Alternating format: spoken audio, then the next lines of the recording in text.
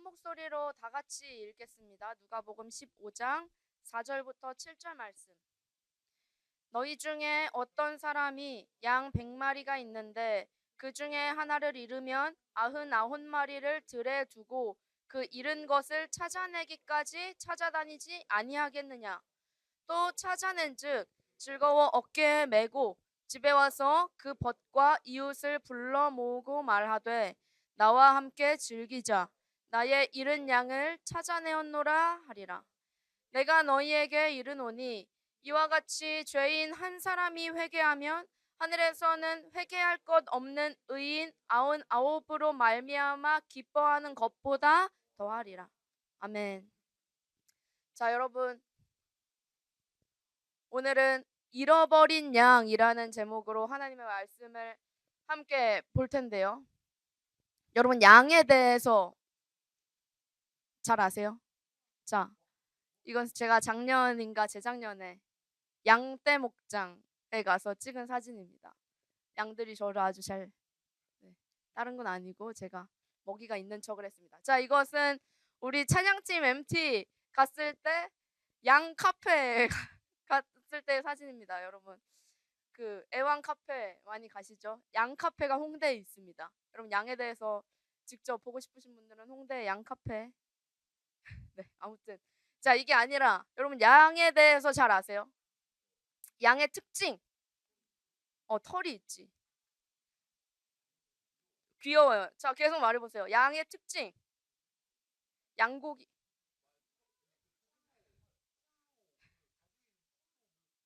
맞아.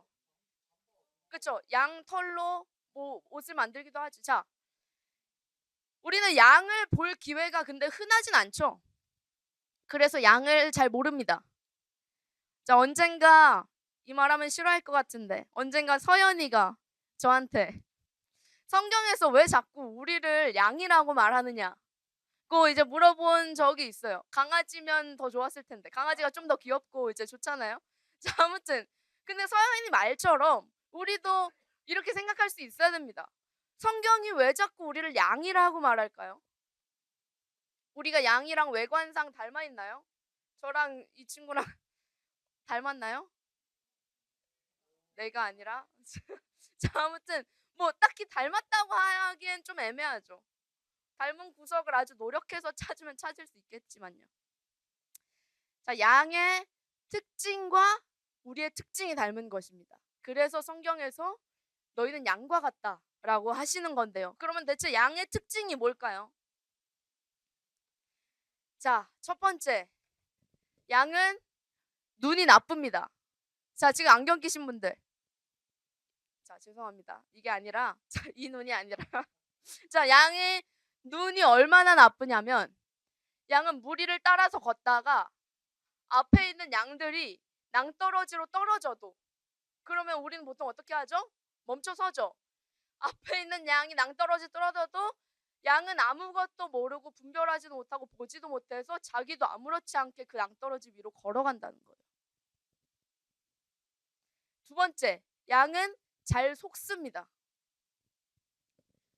자, 방금 우리가 봤던 것처럼 양은 시력도 안 좋은 데다가 분별력까지 없어요. 그래서 옛날에는 이제 야생 개들이 이제 양들을 골짜기로 유인해요. 교묘하게 잘 유인해서 양들이 어떤 가로막힌 골짜기에 양떼가 딱 오면 야생 개들이 양들을 잡아먹었다는 거예요. 그래서 사람들이 이 점을 이용해서 양치기 개를 훈련시킨 거예요. 잡아먹지 않고 그 양 목장 안으로 개가 이제 일을 할 수 있도록 잘 훈련을 시켰다는 겁니다.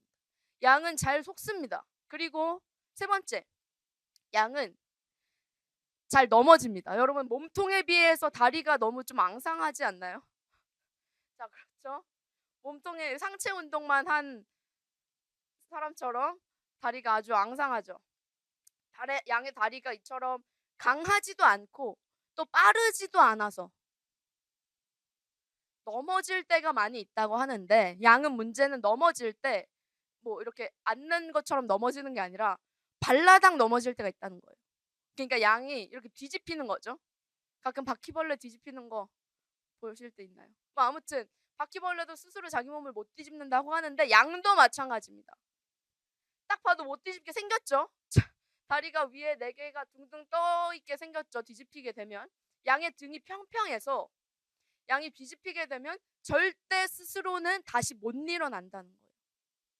그런데 자주 넘어진다는 거예요. 문제는 목자가 와서 그 양을 다시 일으켜 세워줄 때까지 양이 그러고 있어야 되는데 몇십 분 후면 양의 배에 가스가 차서 죽게 된다는 거예요.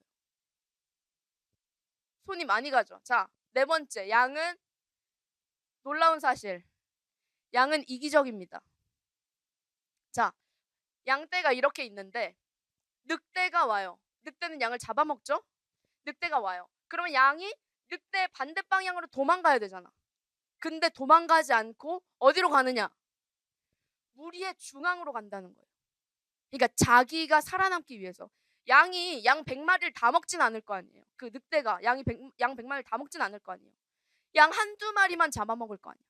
그러니까 양이 도망가는 게 아니라 무리의 중앙으로 너도 나도 가려고 해서 늑대가 오기도 전에 양들끼리 압사당한다는 거예요. 그래서 죽는 일이 적지 않게 있다는 겁니다.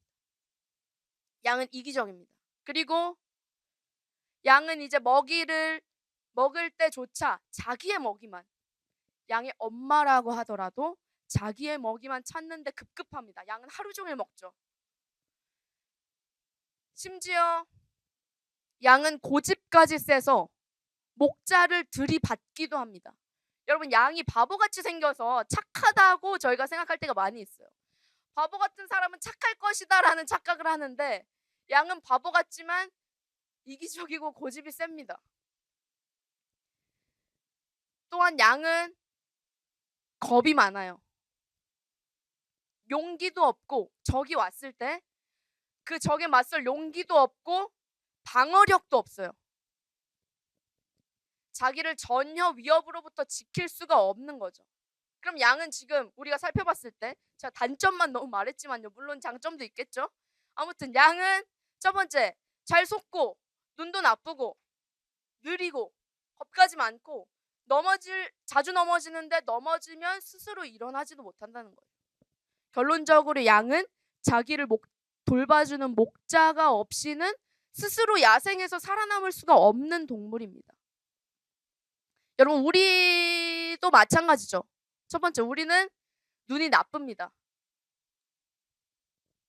얼마나 나쁘냐면 마이너스 이런 게 아니라 어찌저찌 살아가다가 우리의 마지막에 낭떠러지 같은 죽음, 그리고 그 이후에 멸망이 기다리고 있다는 말을 들었는데도 불구하고 우리는 그것을 보지도 못하고 분별하지도 못해서 그냥 죽음 이후의 낭떠러지로 아무렇지 않게 걸어갑니다. 그리고 그 앞에서 깨닫죠. 우리는 참된 것을 보지 못할 뿐 아니라 보아도 분별하지 못합니다.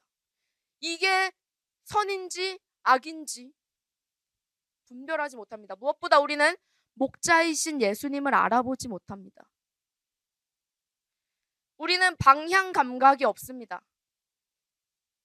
양도 그런데요. 우리는 방향 감각이 없습니다. 우리는 살면서 대체 어디로 가야 하는지, 그리고 어떻게 살아야 되는지 모릅니다. 선과 악에 대해서도 마찬가지죠. 방향 감각이 있다고 하더라도 그 선대로 살아내지를 못하죠. 우리는 양심의 가책을 느끼면서도 그냥 거기로 갑니다. 그냥 하죠. 어떤 죄든지 나에게 쾌락을 가져다 준다면. 우리는 방향 감각이 없고 분별하지 못합니다. 그리고 우리는 잘 속습니다. 세상의 달콤한 거짓말에 잘 속습니다. 진리를 알고 있다는 우리조차도 잘 속습니다. 그래서 분명 나에게 믿음이 있었는데 세상이 우리를 몇 번 자극하면, 아니면 몇 번 유혹하면 우리는 잘 속아 넘어갑니다. 내가 들었던 게 있긴 한데 뭔가 지금은 이게 진짜 같아. 그리고 사람들이 다 이 길을 선택하니까 그냥 나도 여기로 걸을까? 우린 잘 속습니다. 그리고 우리는 잘 넘어지죠. 여러분, 우리가 생각보다 강하지 않다는 사실을 여러분 알고 계시죠? 우리는 아주 연약하고 우리는 아무 이유 없이도 우울해집니다. 여러분, 이유 없이도 죽고 싶다고 생각한 적 있으시죠? 우리는 아주 잘 넘어집니다. 그리고 우리는 이기적입니다. 우리는 나만 아니면 돼를 외치는 예능. 여러분 모르시나요? 1박 2일에서 강호동이 항상 나만 아니면 돼라고 소리치면서 복불복에서 제외당하는 장면이 있는데, 우리는 그런 예능을 즐겨보면서 공감합니다. 맞아, 나만 아니면 돼. 우리는 어릴 때부터 거짓말과 도둑질과 온갖 유치한 악행들을 거치고 어쩌면 지금도 그 안에 있을지도 모르죠. 여기에 이 말에서 예외인 사람은 단 한 명도 없습니다. 저도 마찬가지고. 여러분, 어린 아이조차도, 그 귀여운 어린 아기조차도 얼마나 이기적인지 여러분 본 적 있으세요? 둘이 놀다가 자기가 원하는 장난감을 앞에 있는 얘, 친구든지 동생이든지 언니, 오빠, 형, 누나든지 상관없이 그 사람이 내 장난감을 가져가는 순간 손에 집히는 것으로 앞에 있는 사람을 때립니다. 그 귀여운 아기는 사실 그 안에는 엄청나게 이기적인 죄악이 가득합니다. 그리고 우리는 스스로를 지키지 못하죠. 우리는 눈도 나쁘고 방향 감각도 없고 잘 속고 잘 넘어지고 게다가 이기적입니다. 결론적으로 우리 역시 양처럼 우리를 돌봐주는 목자 없이는 살아남기가 어렵습니다. 여기서 한 가지 우리가 기억해야 하는 놀라운 사실은요, 바로 예수님께서 우리의 목자가 되어주신다는 것입니다. 우리는 모두 오늘 잃어버린 양입니다. 나는 아니라고 생각하고 있는 99마리에 속하는 양이 아니라 우리 여기 있는 우리 모두는 오늘 잃어버린 바 된 한 마리의 양이 되어야 됩니다. 그 자리에 여러분이 서셔야 됩니다. 그때 목자이신 예수님께서 그 양을 향해서 다가오시기 때문입니다. 나는 잃어버린 양이다. 여러분 지금 이 시간 기억하시기 바래요. 이사야 53장 6절의 말씀입니다. 우리는 다 양 같아서 그릇 행하여 각기 제 길로 갔거늘 여호와께서는 우리 모두의 죄악을 그에게 담당시키셨도다. 그는 예수님이시죠. 하나님께서, 여러분 다 알고 있는 얘기 제가 한번 해보겠습니다. 하나님께서 이 세상을 창조하셨죠. 맞습니까? 하나님께서 이 천지 만물을 창조하셨죠. 맞습니까? 저 북한산은 누가 지으셨을까요? 하나님께서 지으셨겠죠. 아름답고 온전하게 하나님께서 태초에 천지를 창조하셨습니다. 하나님이 보시기에 심히 좋았습니다. 그러나 아담과 하와의 첫 번째 범죄 이후 하나님을 무시하고 하나님의 자리에 내가 올라가겠다고 선택했던 선악과를 따먹고 내가 이제 하나님과 같이 되려나 하고 지었던 그 범죄 이후에 우리 모든 인류의 죄라는 개념이 들어왔죠. 아담은 우리의 대표자입니다. 여러분 이 중에서 장남들 항상 좀 나는 그냥 난데 왜 자꾸 나한테 장남이라고 하면서 책임감을 주는 거야. 뭐 이런 생각 하시죠? 여러분은 그 집안의 대표입니다. 자녀들 중에 대표인 것입니다. 아담은 우리 모든 인류의 대표입니다. 그래서 그의 모든 죄악이 우리에게도 동일하게 적용되는 것입니다. 그래서 어린 아이조차도 방금 신생아실에서 태어나서 응애하고 울면서 태어난 그 아기조차도 아직 한 번의 거짓말도 하지 않았지만 죄인이라고 말하는 이유가 바로 여기에 있습니다. 아담의 죄가 그 아이에게 전가되었기 때문에 그는 어떤 좋은 교육을 받더라도 거짓말하게 되어 있습니다. 도둑질하게 되어 있죠.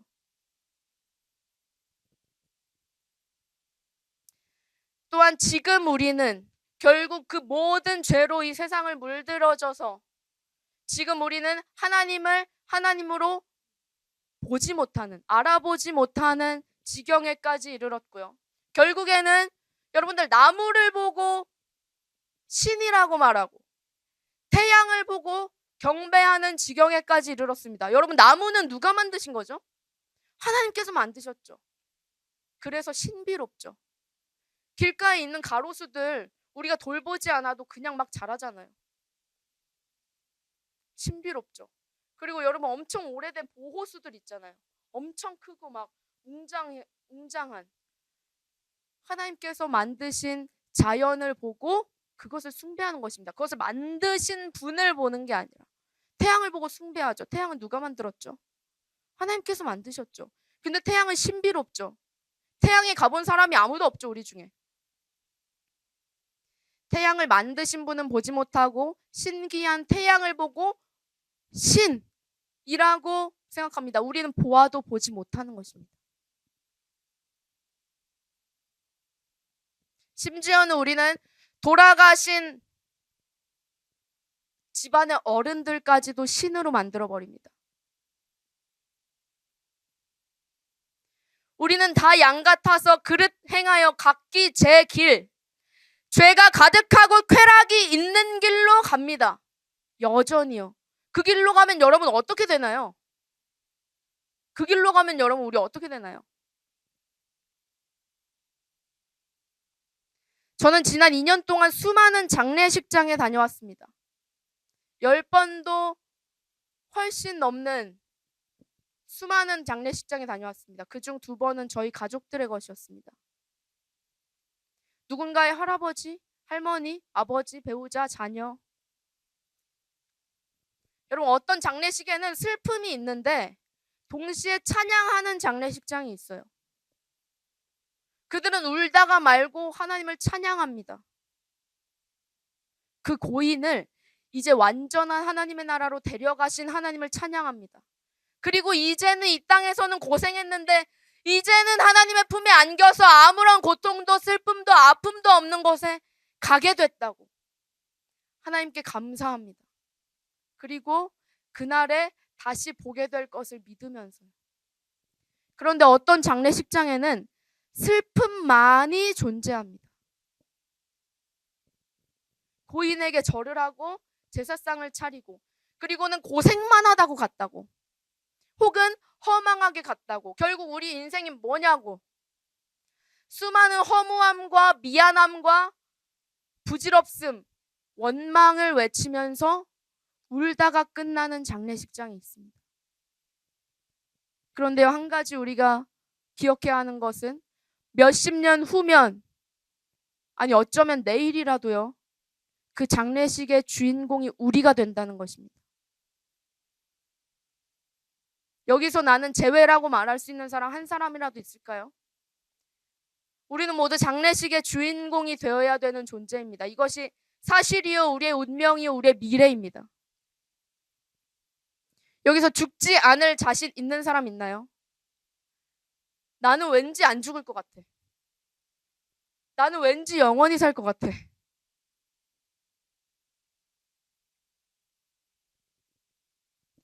여러분, 우리는 그리고 그 날이 언제인지 모르죠. 내가 언제 죽을지 모르죠. 내일이 아니라는 법 있나요?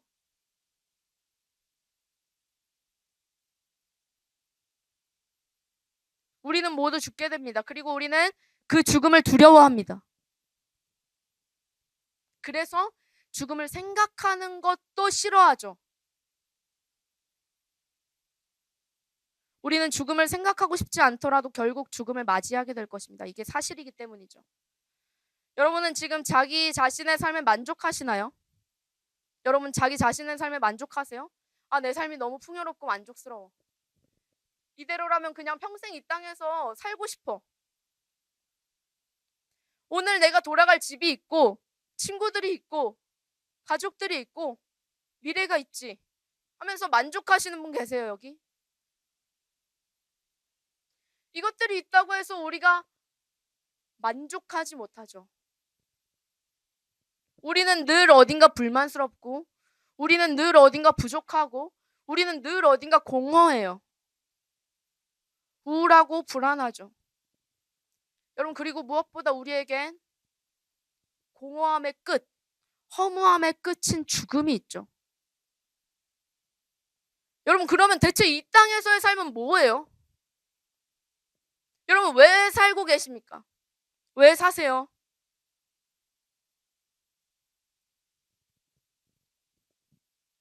여러분, 무엇을 위해서 사세요? 이렇게 허무하고도 고통스러운 인생을 왜 견디고 계시냐는 말이에요. 여러분, 죽지 못해서 살아갑니까? 죽지 못해서 살아갑니까? 저도 여러분의 때에 그렇게 생각했죠. 여러분, 공허함이 여러분을 짓누르지 않나요?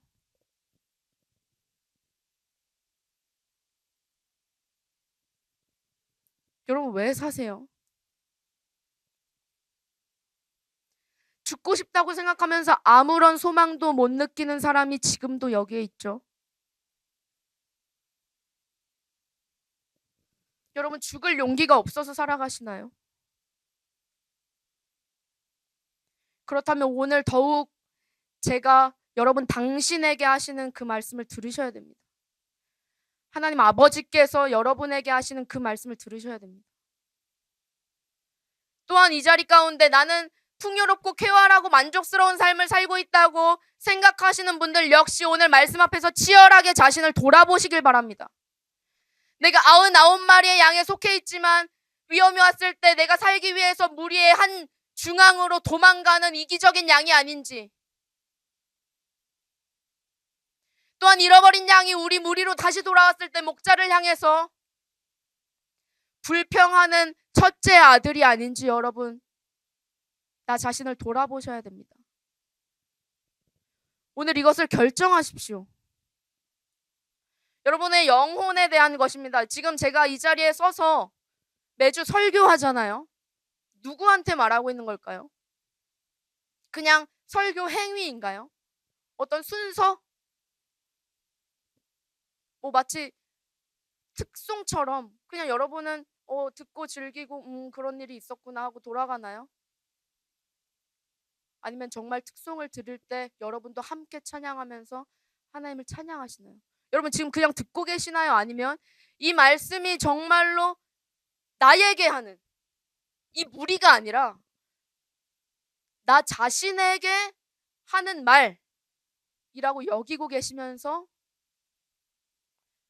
그 말씀 가운데 하나님과 연결되고 계신가요?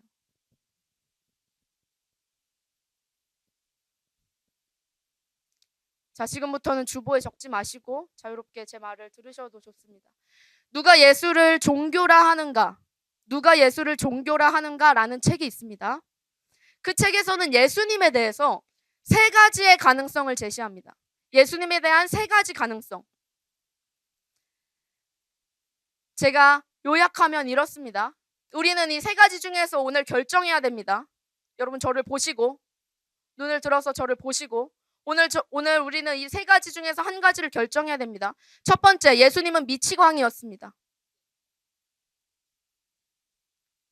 예수님은 자기 스스로를 하나님의 아들이라고 주장했죠.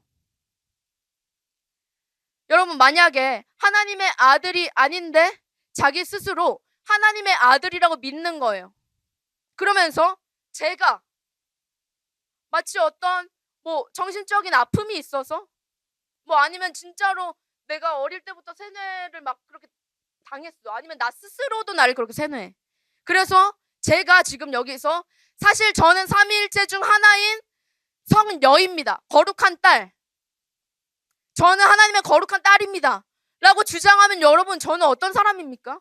저는 미친 사람이죠. 하나님의 딸이 아닌데 하나님의 딸이라고 우기면 여러분, 그럼 예수님은 어떻게 됩니까?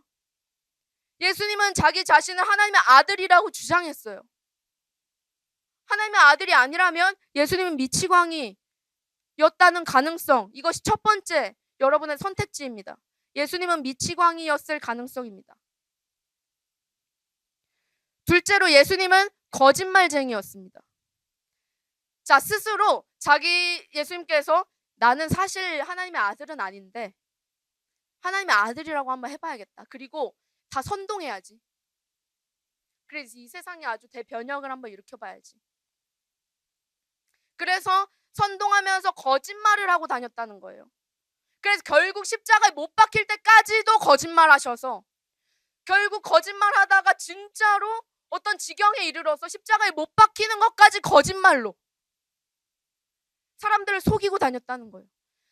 거짓 선지자들을 정죄하고 바리새인들의 외식을 지적하면서 사실은 예수님 자신이 제일 악질적인 거짓말쟁이였다는 선택지가 여러분에게 두 번째 가능성으로 있습니다. 불쾌하다면 죄송하지만 여러분은 오늘 선택하셔야 됩니다. 마지막 세 번째 가능성입니다. 예수님께서 정말 하나님의 아들이셨다는 가능성입니다. 그리고 하나님의 아들이신 예수님께서 십자가에 못 박히심으로 말미암아 우리의 죄가 사함받는다는 가능성, 이것이 세 번째 가능성입니다. 여기서 왜 가능성이 세 개밖에 없어요? 라고 말할 수도 있죠. 여러분, 그러면은 네 번째 가능성을 제가 이 네 번째 가능성이 얼마나 모순적인지 여러분한테 말해보겠습니다. 예수님은 뭐 실제로 계셨던 분이니까 그분이 없었다고 부인할 수는 없고, 부인하는 순간 바보가 되니까요. 예수님 당연히 존재하셨던 분이시고 그것을 거부하는 사람은 한 명도 없어요. 예수님은 실존 인물이셨습니다.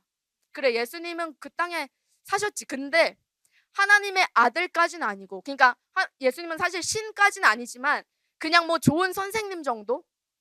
그냥 뭐 선지자 중에 그냥 엄청 위대한 선지자 정도?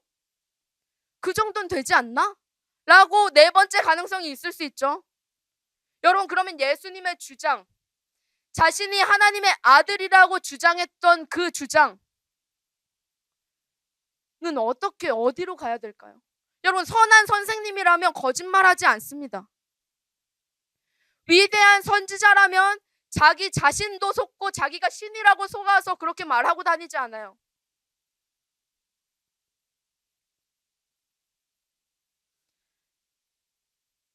여러분, 이것을 예수께서 하나님의 아들이시라는 것을 믿지 못하는데 어떻게 예수님이 선한 선생님의 자리에 있을 수 있을까요? 여러분, 위대한 선지자가 미치광이일 수 있습니까? 그러니까 굉장히 이상한 주장을 했지만 어쨌든 위대한 선지자, 거짓말을 했지만 어쨌든 선한 선생님. 여러분, 이게 가능합니까? 여러분, 세 가지 중에서 선택하셔야 됩니다. 아니면 이 네 번째를 선택하셔도 좋고요.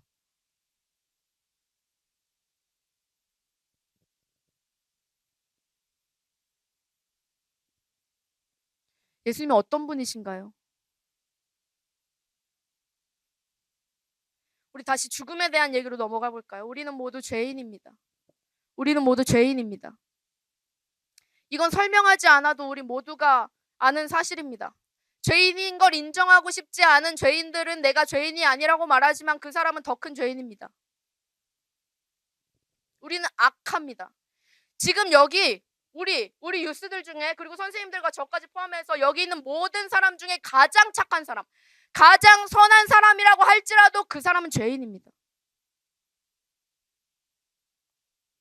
우리 마음에는, 그리고 아무리 가장 착한 여기 한 사람을 뽑는다면요, 그 사람의 마음에도 역시 시기와 교만과 질투와 거짓과 간음과 탐욕이 가득합니다. 그 선한 사람은 사실 자신의 죄를 잘 숨기는 사람이거나 복음으로 말미암아 자기 자신을 잘 절제하는 사람입니다. 우리는 모두 죄인인데요, 문제는 하나님이 공의로우시다는 것입니다. 하나님은 공의로우십니다. 하나님의 나라에는 그래서 죄가 있을 수가 없습니다. 공의로우신 하나님의 나라에는 죄가 들어갈 수가 없습니다. 하나님의 나라에 죄가 있으면 공의로운 하나님의 나라인가요? 죄가 있지만 공의로운 하나님의 나라인가요? 아니죠. 하나님의 나라는 온전히 공의로워서 죄가 들어갈 수가 없습니다. 그리고 우리는 죄인입니다. 따라서 우리는 하나님의 나라에 들어갈 수가 없습니다. 공의의 하나님과 죄인이 함께 할 수 없다는 말이에요. 여러분, 한 판사가 있습니다. 근데 막 마음대로 모든 사람들 다 용서해. 그냥 용서해요. 여러분, 그러면 그 사람은 공의로운 판사입니까? 와, 저 판사는 진짜 착하다. 어떻게 모든 사람들을 용서해 주지? 그 판사는 불의한 판사죠. 여러분, 죄는 처벌이 있습니다. 죄는 값을 치러야 되는 것이 있습니다. 우리는 모두 죽습니다. 그리고 우리는 모두 죄인입니다. 그래서 우리는 죽음 이후에는 하나님의 나라에 갈 수가 없죠. 그러면 우리에게 남은 선택지는 하나입니다. 영원한 지옥에 가는 선택지. 이것이 우리에게 정해진 운명이요, 우리의 미래입니다. 여러분, 우리는 모두 죽습니다. 그리고 우리는 모두 죄인이기 때문이죠. 우리는 죽음을 떠올리기 싫어하죠. 그리고 그 다음을 생각하기도 싫어하고 이것을 부정하고 싶어 합니다. 하지만 이건 사실이죠.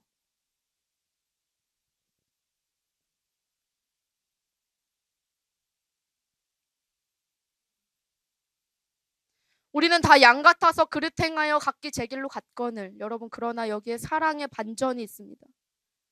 여러분, 하나님은 공의로우시지만 동시에 하나님은 사랑이시죠. 여호와께서는 우리 모두의 죄악을 그에게, 예수께 담당시키셨도다. 우리의 모든 죄를 예수님께서 지고 십자가에서 죽으신 것입니다. 하나님께서 자기의 독생자 예수 그리스도께 우리의 모든 죄악을 담당시키신 거예요. 하나님의 아들이시면서 죄는 하나도 없으신 예수님께서 십자가 위에서 우리의 모든 죄값을 그분의 피로 지불하신 것입니다. 그러니까 우리가 달렸어야 했던 그 십자가에 하나님의 독생자이신 예수님께서 달리신 것인데요. 그때 예수님께서 뭐라고 말씀하시는지 여러분 아세요? 십자가 위에서 예수님께서 뭐라고 소리치셨는지 아세요? 나의 하나님 어찌하여 나를 버리셨습니까? 예수님께서 십자가에서 그렇게 외치셨다고요. 여러분, 그 버림을 받아야 했던 것이 우리였는데, 그 버림을 받아야 했던 것이 우리였는데 예수님께서 버림받으신 것입니다. 그 순간에 하나님의 모든 공의로운 처벌이 예수님 위로 떨어졌습니다. 우리 모두에게, 우리 각자에게 떨어졌어야 되는 예수님의 죄에 대한 심판이 십자가 위에 달리신 하나님의 아들 그리스도께 그 모든 처벌이 한 번에 떨어졌습니다. 예수님께서 인류의 모든 죄에 대한 처벌을 모두 받으신 거라고. 예수님께서 우리를 위하여 죽으셨습니다. 그리고 그 순간에 죄인이었던 우리는 하나님께서 의인이라고 부르십니다. 저는 그냥 가만히 있었는데요. 예수님께서 당신을 위해서 죽으셨습니다. 여러분, 우리는 그럼에도 불구하고 여전히 죄를 짓지만요. 하나님께서 우리를 자녀라고 하십니다. 십자가에서 모든 값이 지불되었기 때문에. 여러분, 이것이 너무 간단해서 믿겨지지가 않나요? 여러분의 노력이 너무 하나도 안 들어가 있어서 좀 어색한가요? 구원을 얻기 위해서 전도사님, 저는 제 논리로는요, 그래도 어쨌든 저에게도 구원에 대한 일말의 책임감이 있어서 저는 매주 헌금을 해야 되고 주일에 예배를 드려야 되고 착하게 살아야 되고 마치 조상신에게 공양을 바치듯이 하나님께도 그렇게 해야 될 것만 같아요. 저는 지옥에 가지 않기 위해서 최선을 다해야 돼요. 아니요. 여러분, 우리는 오직 믿음으로 말미암아 살게 됩니다. 예수님을 믿음으로 말미암아 살게 됩니다.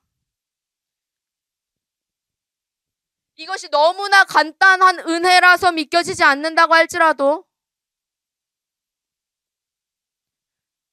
이것이 바로 진정한 은혜와 자유와 진리와 사랑인 것입니다. 여러분, 이해할 수 없는 사랑이 예수님께 오늘 여기에 있습니다. 오늘 말씀에서도 이렇게 말씀하시죠. 오늘 본문 말씀에서도 너희 중에 어떤 사람이 양 100마리가 있는데 그 중에 하나를 잃으면 99마리를 들에 두고 그 잃은 것을 찾아내기까지 찾아다니지 아니하겠느냐?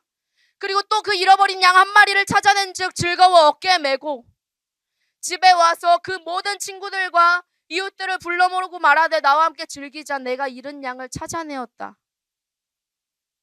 내가 너희에게 이르노니 이와 같이 죄인 한 사람이 회개하면 하늘에서는 회개할 것이 없는 의인 99으로 말미암아 기뻐하는 것보다 더하리라. 우리는 양과 같습니다. 우리는 하나님이 없다고 하고 예수님을 모른다고 하면서 각기 제 길로 갑니다. 이것이 여러분 당신의 이야기입니다. 그리고 결국 우리는 모두 죽음 앞에 서게 됩니다. 그러나 예수님은 목자이십니다. 선한 목자이시죠.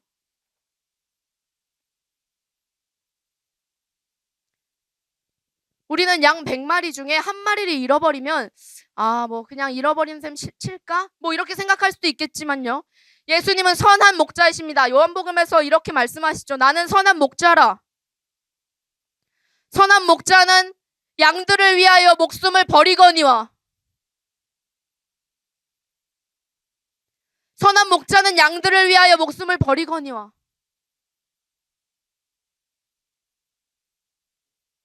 나는 선한 목자라. 나는 내 양을 알고 내 양도 나를 아는 것이 아버지께서 나를 아시고 내가 아버지를 아는 것 같으니 나는 양을 위하여 목숨을 버리노라.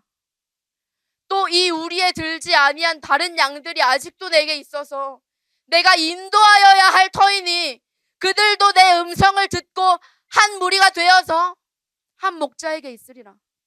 나는 선한 목자라.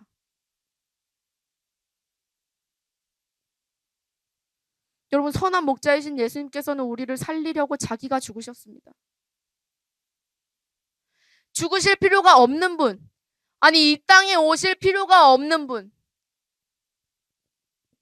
인간의 몸을 입으실 필요가 없는 분께서 우리를 위해서 오셔서 죽으셨다고요. 여러분, 지금 이게 아무렇지도 않게 들린다면요,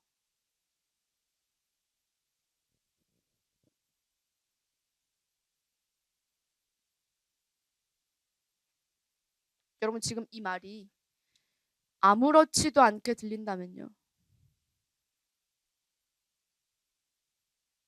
여러분 슬퍼하셔야 됩니다. 여러분에게는 믿음이 없습니다.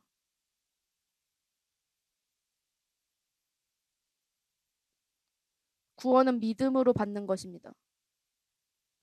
구원은 오직 믿음으로만 받는 것입니다. 믿음이 없이는 구원받지 못한다는 말인데, 이건 여러분의 인생에서 여러분의 학교 문제, 가정 문제, 성적, 미래, 이 모든 것보다 가장 본질적이고 가장 중앙에 있고 가장 중요하고 또한 가장 시급한 문제입니다. 여러분이 언제 죽을지 모르기 때문이죠.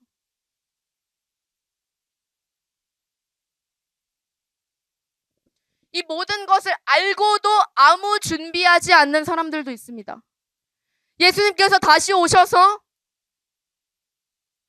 죄인과 의인을 나누신다고 했고 천국과 지옥 사이에서 우리를 결산하실 때가 온다고 하는 것을 들었는데도 아무런 준비도 하지 않고 그냥 제 길로 가는 사람들이 있습니다. 자기의 믿음이나 자기의 구원을 전혀 고민하지 않고 이 세상이 영원할 것처럼 사는 사람들이 있습니다. 여러분, 하지만 이 세상은 결코 영원하지 않죠. 여러분, 따라서 이 문제가 바로 우리에게 가장 시급한 문제라는 거예요. 예수님과 나에 대한 문제. 예수님과 나에 대한 문제입니다. 내 믿음이 얼마나 좋은가? 내가 얼마나 도덕적인가? 전 지금 이 얘기를 하는 게 아닙니다. 여러분이 나가서 얼마나 엉망으로 살든지 간에 그거는 예수님께 아무런 상관이 없습니다. 전 여러분한테 도덕적인 사람이 되라고 말하는 것도 아니고 믿음이 훌륭한 사람이 되라는 것도 아닙니다. 예수님과 바로 당신 한 사람, 그 관계에 대해서 말합니다.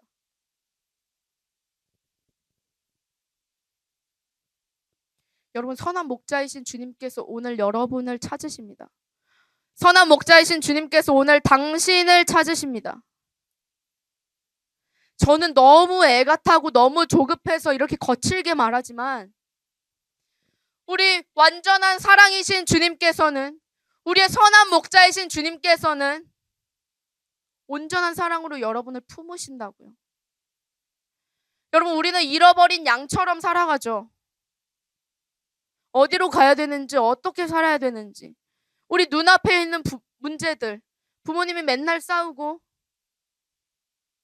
친구들은 날 안 좋아하는 것 같고, 공부를 해서 결국 어떻게 살아야 되는지 모르겠는데 결국 공부도 못해.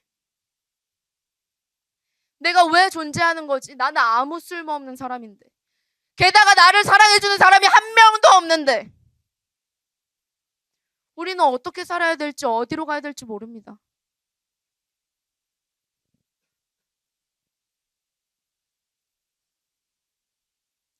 그 어떤 감정이든, 그 어떤 문제든, 여러분의 감정을 짓누르는 것들 앞에서 우리는 도대체 어떻게 해야 되는지 모르죠. 우리는 잃어버린 양들이기 때문입니다. 그러나 오늘 이 시간 눈을 들어서 예수님을 보기 시작하면 선한 목자이신 주님께서 우리의 모든 길을 인도해 주시리라고 기다리고 계십니다. 예수님은 지금 여러분의 마음의 문 밖에 서서 기다리고 계십니다. 두드리고 계십니다. 여러분의 마음의 문을 여셔야 됩니다.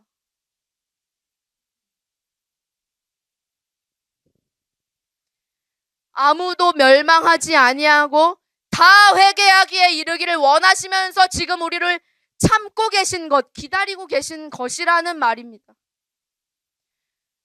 여러분, 그러나 이 기다림은 영원하지 않아서 주의 날이 도둑같이 올 것입니다. 주의 날이 언제 왔는지도 모르게 갑작스럽게 오게 될 것입니다. 그때에는 이제 여러분의 모든 것이 드러나고 이제는 이 세상의 것이 아니라 영원한 하나님의 나라, 천국과 지옥 앞에 우리가 결산하게 될 날이 온다는 것이에요.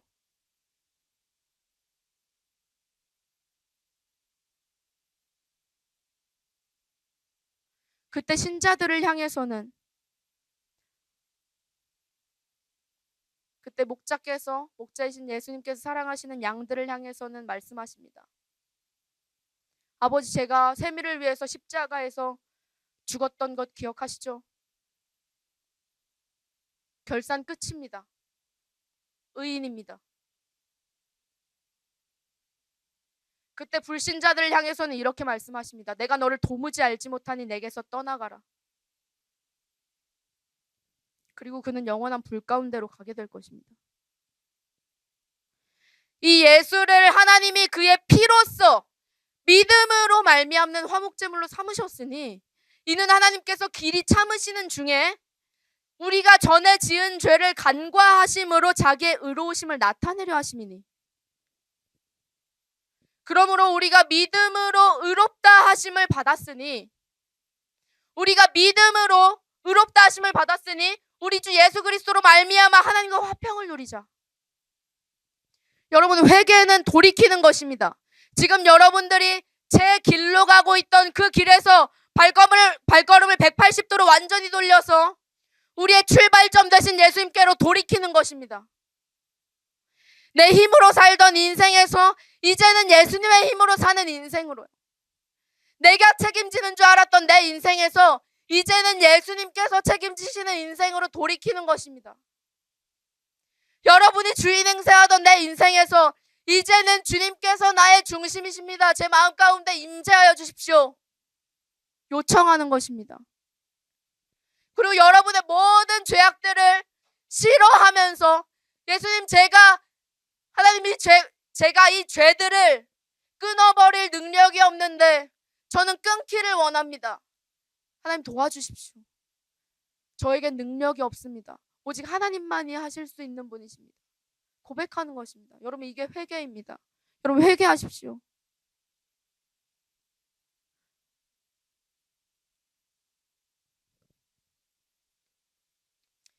죄에 푹 빠져서 살던 삶을 이제는 진짜 하나님 앞에서 모든 죄를 고백하고 주님 살려달라고 고백하는 것이 오늘 우리가 해야 하는 일일 것입니다. 죄인 한 사람이 회개하면 하늘에서는 회개할 것 없는 의인 99으로 말미암아 기뻐하는 것보다 더하다고요.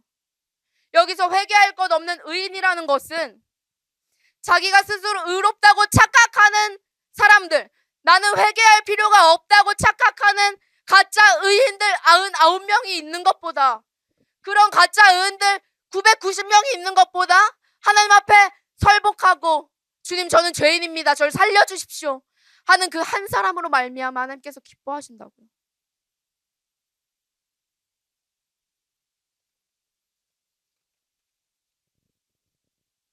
그 찾은 양 한 마리를 어깨에 메고 기뻐하시고 하늘에서 잔치하신다고요. 하나님께서 그렇게 여러분들의 믿음을 기뻐하신다고요. 주님께서 오늘 여러분을 그렇게 기다리고 계십니다. 나를 오늘 하나님께서 그렇게 기다리고 계십니다. 우리 이제 기도할 텐데요. 여러분, 어떤 사람들은 이렇게 말하죠. 내 인생이 너무 엉망이라서 하나님도 내 인생을 안 받아줄 거라고요. 다시, 내 인생은 하나님과 전혀 관련이 없는 인생이어서 나는 하나님한테 관심도 없는데 그래서 하나님께서 나는 안 만나주실 것이라고, 아니면 내 인생이 너무 엉망이어서 하나님께 가기 부끄러운 인생이라고 말하는 사람이 있다면 아니요, 하나님께서는 기다리시는 인생이 바로 그런 인생입니다. 여러분의 인생을 그대로 하나님께 고백하십시오.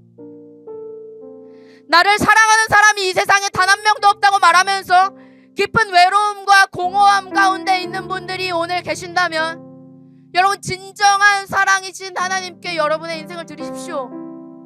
이 세상에는 여러분을 만족시켜줄 만한 온전한 사랑이 없습니다. 오직 하나님께만 있습니다. 여러분은 누구에게 사랑을 갈구하든지 여러분은 비참해질 것입니다. 그 사랑에 하나님이 안 계시기 때문이죠. 여러분은 한평생 믿음으로 결단하지 않고 그냥 살던 삶 그대로 살게 된다면요, 여러분의 지금 느끼고 있는 그 모든 감정들 그대로 평생 느끼면서 살게 될 것입니다. 평생 외로운 인생, 평생 공허한 인생. 내가 15살 때도 죽고 싶었는데 35살 때도 죽고 싶네. 소망이 없기 때문이죠. 진짜 소망이 없기 때문이죠. 그리고 공허하죠. 내가 이 세상에서 살아봤자 나한테 남는 게 뭐야? 그래서 내 마지막은 뭐지? 예수님께서 그런 여러분들에게 말씀하십니다. 나는 선한 목자라. 나는 양을 위하여 내 목숨을 버린다. 그것을 믿음으로 여러분은 진정한 구원에 이르게 됩니다. 영원한 생명에 도착하게 됩니다. 여러분, 지금 이 순간 여러분에게 필요한 것은 사람의 사랑이 아니라, 지금 여러분에게 필요한 것은 돈이나 성적이 아니라, 그것이 채워져도 여러분은 결국 만족하지 못할 것입니다. 여러분에게 지금 필요한 것은 온전하신 예수님이십니다.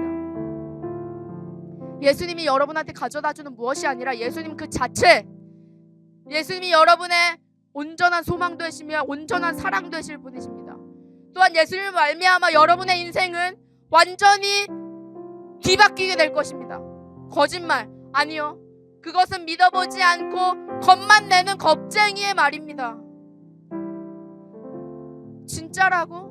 하고 그 자리에 서는 순간 하나님께서 그래 진짜다 이 녀석아 하면서 믿음의 걸음 위로 우리를 올려놓고 우리를 이끄신다고요. 우리를 미신다고요. 사랑으로 말이죠. 여러분, 또한 지금 아무 생각 없이 앉아있는 사람들은 이 멸망 혹은 구원, 이 둘 중에 한 가지 소식 앞에서 여전히 아무렇지 않은 사람들은 이 시간 더욱 믿음을 구하십시오.